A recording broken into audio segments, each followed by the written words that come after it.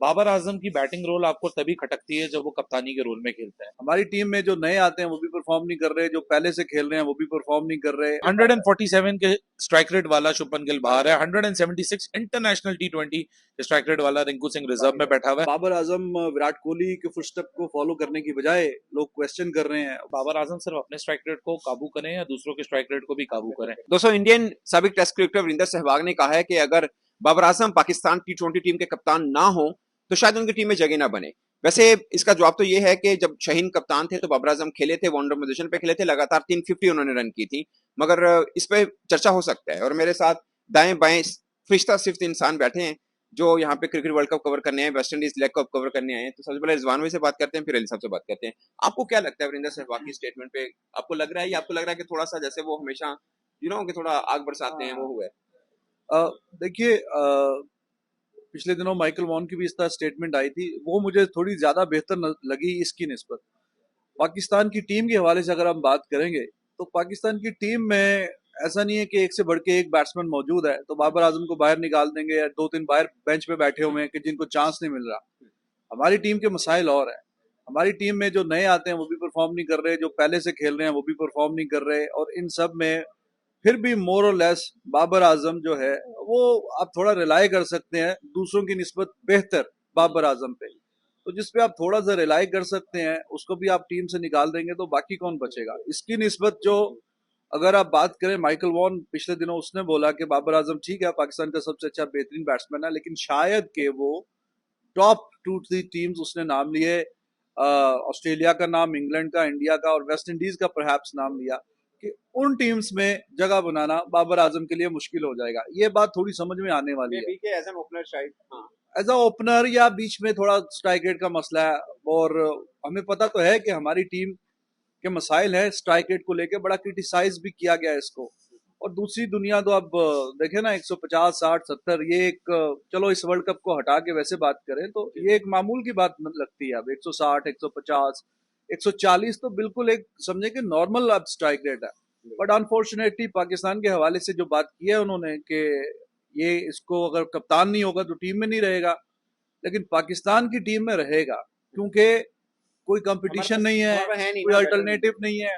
100 अब जितने लोग बाहर बैठे हुए हैं, अहमद शहजाद वगैरह बहुत गला फाड़ फाड़ के क्रिटिसाइज तो कर रहे हैं, लेकिन खुद 60 मैच 113 के स्ट्राइक रेट से खेल के चले गए।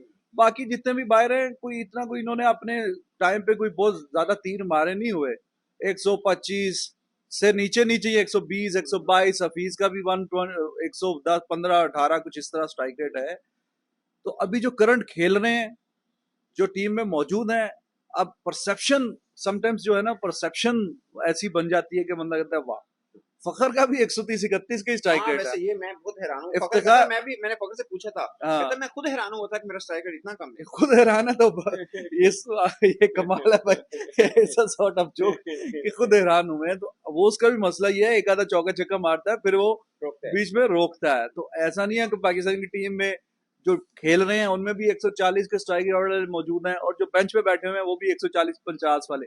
हमारा तो जो फिनिशर है वो चाचा इफ्तिखार, उसका भी 130 का स्ट्राइक रेट है।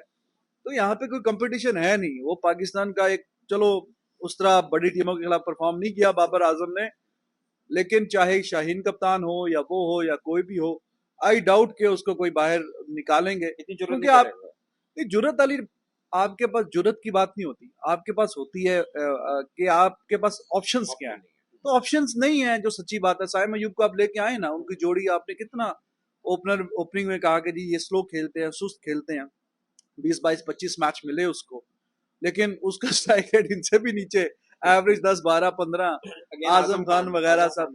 तो बात यह है कि ऑप्शंस नहीं है। वो बात तो ठीक है कि अंधों में काने राजे वाली बात है कि हमारे टीम के शायद सबसे बेहतरीन बैट्समैन है, but when you compare with the top teams तो वहां गड़बड़ आती है। पाकिस्तान में तो वो चल ही रहा है, चल ही जाएगा। आपने जब ये स्टेटमेंट सुनी वीरेंद्र सहवाग जी की, तो आपको एकदम पहली बात जहन में क्या आई है? रिजवान की बात को कैरी फॉरवर्ड करूंगा, क्योंकि मसला ये है कि अगर दूसरी टीम के पर्सपेक्टिव से बात इन रिजवान की, मोहम्मद रिजवान पाकिस्तान के नहीं, मैं नहीं। मोहम्मद रजा नहीं, मैं रिजवान हैदर की स्टेटमेंट को आगे कैरी फॉरवर्ड करूंगा। देखिए, पाकिस्तान के पर्सपेक्टिव से बात करें, बाबर आजम की बैटिंग रोल आपको तभी खटकती है जब वो कप्तानी के रोल में खेलते हैं, क्योंकि कप्तानी के रोल में वो रिजवान को भी कैरी करते रहे, वो फिर फ़खर को भी कैरी करते रहे। इफ्तिखार का जिस तरह मेंशन किया अभी रिजवान ने, इफ्तिखार के आप इंटरनेशनल टी20 इनिंग्स निकाल लें, चलें आप टी20 का उनका सारा रिकॉर्ड एक्सपीरियंस निकाल लीजिए, पर इनिंग एक छक्के की भी उनकी एवरेज नहीं है और वो तब भी पाकिस्तान के फिनिशर कहलाए जाते हैं। मसला अकेले बाबर आजम का नहीं है, मसला है कि अपने साथ जिनको उन्होंने कैरी किया पाकिस्तान टीम का, अगर इस वर्ल्ड कप में भी आप देखें जो एक बहुत ही अफसोसनाक डिबैकल हुआ और एग्जिट हुआ है, उसमें बाबर आजम के स्ट्राइक रेट, बाबर आजम सिर्फ अपने स्ट्राइक रेट को काबू करें या दूसरों के स्ट्राइक रेट को भी काबू करें।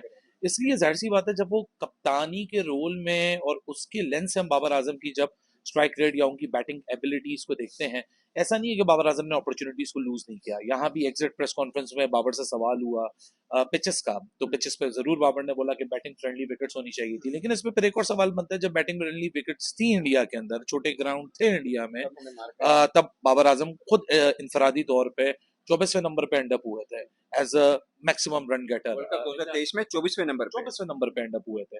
सो मसला यहाँ बाबर आजम का सिर्फ इधर आता है कि बाबर आजम देखें, अगर आप जिस तरह मोहसिन नकवी ने बोला सर्जरी होगी, ओवरऑल पे जाते हैं, तो अगर बाबर आजम ये कोशिश करेंगे कि नहीं जी मैं रिजवान को भी इस डिबैकल के बाद कैरी कर लूं, मैं इसके बाद फखर को भी कैरी कर लूं, मैं एक्स को भी कैरी करूं, मैं वाई को भी कैरी करूं, फिर बाबर आजम की जो जाती पोजीशन है फिर वो सवालात पे आ जाती है।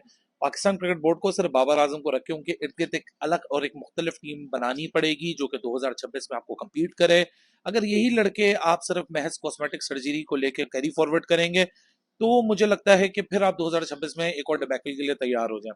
जहां तक रही वीरेंद्र सहवाग की बात, देखें बाहर से कहना बहुत आसान है, वीरेंद्र सहवाग जो इस वक्त स्टेटमेंट दे रहे हैं वो दे रहे हैं इंडिया को सामने मद्देनजर रख के, जो के बैटिंग टैलेंट उनके घर में शुभमन गिल बाहर बैठा है, जहां शुभमन गिल 147 के स्ट्राइक रेट वाला शुभमन गिल बाहर है, 176 इंटरनेशनल टी20 स्ट्राइक रेट वाला रिंकू सिंह रिजर्व में बैठा हुआ है। पाकिस्तान ने तो आखिरी 145 वाला जो स्ट्राइक रेट टी20 इंटरनेशनल में बैटर प्रोड्यूस किया था उसको रिटायर हुए हुए आज 8 साल हो चुके हैं, उसका नाम है शायद उनका दमाद खेल रहा है। सो मतलब ये आपने मतलब इतना टाइम हो गया, आपने बड़ी गहरी और बारीकी वाली बात कर दी है, इस बारीकी में ज्यादा नहीं दूर तक जाते, बात दूर तक निकल जाएगी। लेकिन जहां तक वीरेंद्र सहवाग की बात है, देखिए इसमें नाराज होने वाली बात नहीं है, क्योंकि आपकी टीम ने क्रिकेट ही ऐसी प्रोड्यूस की है कि इस वक्त तो कोई भी आप पे उंगली उठा ले वो हर चीज जस्टिफाइड है। लेकिन अगर Babar Azam as a batter के परस्पेक्टिव से देखें तो जाहिर सी बात है, अंधों में काना राजा, जिस तरह रिजवान ने बोला, आप सारे ही आपके पास एवरेज आउट प्लेयर्स हैं, अगर उनमें से थोड़ा सा बेहतर है वो बाबर आजम है। लेकिन मैं जाती तौर पे देखता हूँ कि पिछला जो गुजरा हुआ साल है वो साल था जब बाबर आजम अपनी लेगेसी को बना सकते थे। आपके पास ओडीआई वर्ल्ड कप था इंडिया के अंदर, परफेक्ट आपकी बैटिंग को वो सजेस्ट करती थी विकेट्स कि आप वहां जाके परफॉर्म करेंगे। ऑस्ट्रेलिया का टूर था, ये दो बड़े मौके थे जो कि बाबर आजम ने गवाए। किसकी वजह से गवाए, क्यों गवाए, क्या एक्सटर्नल प्रेशर्स थे, क्या आउटसाइड नॉइस थी, वो सब मैटर नहीं करता। लेकिन 2023 जो एक ऐसा मोमेंट जो कि बाबर आजम की लेगेसी को as a player as a batter carry forward करता और अपनी करियर की पीक पे उनको चार चांद लगाता, मुझे जाती तौर पे लगता है वो उन्होंने मिस आउट किया। जहां तक रही बाबर आजम की खुद की इनफरादी जगह इस टी20 टीम में, अगर तो वो कप्तान नहीं रहते तो मुझे नहीं लगता कि बाबर आजम इस टीम से बाहर होंगे एज अ प्लेयर। ठीक है, बाबर आजम को जरूर आपने जरूर उनको उनकी जो इंडिविजुअल बैटिंग है उसके लिए आपको उनको एक अलर्ट कॉल जरूर देनी पड़ेगी, क्योंकि अब शायद ऐसा लगने लगा है कि जब से उन्होंने दोबारा कप्तानी ली है न्यूजीलैंड में, आपने देखा था जब कप्तानी का प्रेशर उनके ऊपर से उतरा, वो बड़ा फ्री होके बड़ा रिलैक्स होके अपने आप को एक्सप्रेस कर रहा था। 3 लगातार 50 किए उन्होंने। देखो यार सना, मुझे लगता है कि स्टैट्स इरेलीवेंट हो जाते हैं कभी कभार, हाँ, वो अगर मैच हारा पाकिस्तान। मैच का इम्पैक्ट नहीं पड़ता, लेकिन एक आपको जो कॉन्फिडेंस है, जो बॉडी लैंग्वेज है, वो बेहतर होती हुई नजर आ रही थी बाबर की। लेकिन जहां से बाबर कप्तानी दोबारा वापस लिए, मुझे लगता है उसने ऊपर अपने मजीद प्रेशर ले लिया। क्या हुआ वर्ल्ड कप में, किसने क्या बोला, यूनिटी के मसाइल है या नहीं है, गैरी क्रेस्टन की जो लीक निकली है वो सही है वो गलत है, ये सब सेकंड सीट पे चला जाता है। फोरमोस्ट ये पता है दुनिया को कि बाबर आजम जो कि पाकिस्तान की बेहतरीन हिस्ट्री के one of the best batter है, he is not the best batter but he is one of the best batter. उसने अपने चांस जो कि एक लेगेसी क्रिएट करने का चांस है, एक बड़ा प्लेयर बनने का चांस है, उसने दोनों हाथों से गवाया। और आपकी परफॉर्मेंस नहीं होगी, आपकी कप्तानी में टीम बुरे से बुरे पॉइंट पे हारेगी, जिस तरह इमाद वसीम ने बोला, ये लोएस्ट पॉइंट है पाकिस्तान क्रिकेट का पूरी पाकिस्तान की 70 साल हिस्ट्री में, फिर तो जितने मुंह उतनी बात। आप क्या कहना है? देखिए ना, इंग्लैंड ने मूव फॉरवर्ड कर लिया जो रूट से 2016 का वर्ल्ड कप खेला, अभी इस दफा स्मिथ को लेके नहीं आया ऑस्ट्रेलिया। विलियमसन पे भी अभी क्वेश्चन उठ रहे हैं कि वो अब अपना डिसीजन क्या उन्होंने करना है, क्या शायद नहीं नेक्स्ट करना। वर्ल्ड कप में वो ना हो। तो फैबुलस 4 में देखें, Virat Kohli is the only batsman कि जिस पे आप क्वेश्चन नहीं उठा सकते कि हाँ जी ये तीनों फॉर्मेट में जगह बन सकती है कि नहीं।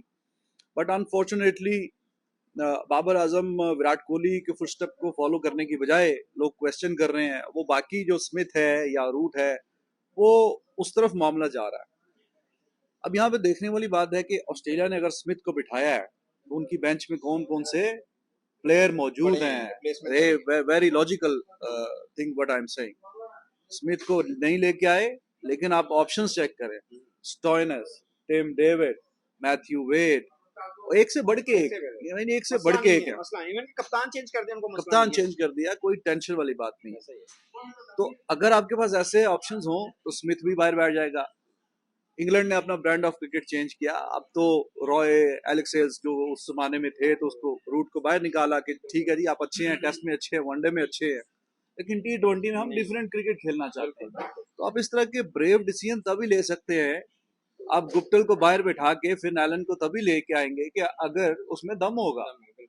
अगर आप बाबर आजम को बाहर बिठा देंगे और साइम अयूब साहब 20-25 मैच खेल के 15 की एवरेज और 125 का स्ट्राइक रेट, तो फिर ये तो बेवकूफी वाली बात है ना कि 130 के स्ट्राइक रेट और 40 के एवरेज वाले को निकाल के आप 125 के स्ट्राइक रेट वाले एक और जो भी उसकी 10-12-15 की एवरेज है, तो आप उससे कैसे रिप्लेस करें? आप तो तब रिप्लेस करेंगे जब आपको 140 प्लस की स्ट्राइक रेट वाला मिल जाए। चलो 40 की एवरेज नहीं, T20 में जरा स्ट्राइक रेट मैटर करता है, तो 25-30 की तो हो ना, 2 चौके मार के तो आउट ना हो जाए। तो हमारे पास ऑप्शंस नहीं है, तो इसलिए ये काम चल रहा है। और जो मैंने आपको बताया, जो न्यूजीलैंड, अगर विलियमसन का ये था कि उनकी टीम में भी आप देखें, विलियमसन थोड़ा रोक के रखता था, एंकरिंग का रोल करता था, जो कि मोर और लेस बाबर भी करता है, लेकिन उनके पास अच्छे हैं, हमारे पास नहीं। ये मेन डिफरेंस है दूसरी टीमों का। मैंने पिछले दिनों भी आपसे भी बात करते हुए बताया था कि पाकिस्तान की टीम में एक बंदा भी नहीं है 130 प्लस स्ट्राइक रेट, और साथ अगर कंडीशन ऐड कर दी जाए 25 की एवरेज, जो कि बहुत ज्यादा नहीं है, एक भी नहीं है। तो दूसरी दुनिया के पास, इंडिया के पास कोई 10-12 है, ऑस्ट्रेलिया, वेस्ट इंडीज 9-9, 10-10, और अगर इसको 140 पे ले जाए तो वो वैसे छुट्टी हो जाएगी स्ट्राइक। आपने जो रूट का जिक्र किया, मैंने आईएलटी में उनका इंटरव्यू किया, मैंने बोला आपको पाकिस्तान के 2 क्रिकेटर अपनी इस टीम में लेने और आईएलटी की टीम में लेने, तो किसको लेंगे? उन्होंने बोला कि शहीन और शादाब। उस वक्त शादाब की बड़ी अच्छी फॉर्म थी। मैंने कहा व्हाई नॉट बाबर आजम? कहता मैं जो खेल रहा हूँ, कहता अगर बाबर आजम को लूंगा तो मैं, उन्होंने बोला कि बाबर आजम को लूंगा तो मैं ड्रॉप होऊंगा, तो मैं खेलूंगा या बाबर आजम खेलेंगे। तो ये एक्चुअल में इसका जवाब है। और मुझे ज्यादा पर ये लगता है सहवाग जी ने जो बोला कि बाबर अगर कप्तान ना हो तो टीम में नहीं होंगे, बट मुझे ये लगता है कि अगर वो कप्तान नहीं होते तो शायद पाकिस्तान टीम के लिए ज्यादा बेहतर तरीके से वो बल्लेबाजी करेंगे। वो प्रेशर कप्तानी वाला वैसे बाबर नहीं मानते कि उनके ऊपर है, बट होता है, ऑफ कोर्स होता है उसमें। तो मुझे लगता है शायद पाकिस्तान के लिए ज्यादा वो कारआमद हो सकते हैं।